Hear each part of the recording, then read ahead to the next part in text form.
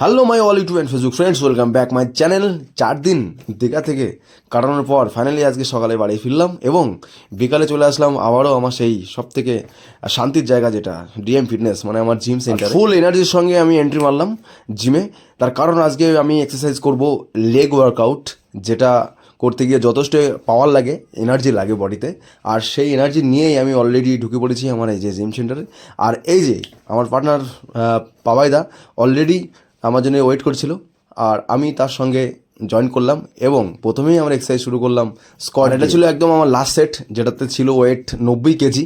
আর 90 KG wait আমার মারতে গিয়ে যথেষ্ট স্টাইল করেছি আমি, যথেষ্ট কষ্ট হয়েছে। তার কারণ একটাই, 4 দিন আমি ওয়ার্কআউটের বাইরে ছিলাম, আর বাইরে ঘোরাঘুরি মানে ঠিকঠাক খাওয়া দাওয়া হয়নি। আবার 2 দিন তো লেগে গিয়েছিলো শুধুমাত্র বাইকে যাওয়া আসা করতেই। আর বাইক জার্নি যারা করে তারা জানে কতটা এনার্জি চাই। তারপরেও আমি চেষ্টা করেছিলাম যতটা ভালোভাবে বেশি ওয়েট দিয়ে এক্সারসাইজ করা যায়, আমি চেষ্টা করেছিলাম। আর তার সঙ্গে আমার পাপায়দা ছিল, যথেষ্ট আমাকে হেল্প করছিল শারীরিকভাবে এবং মানসিকভাবে।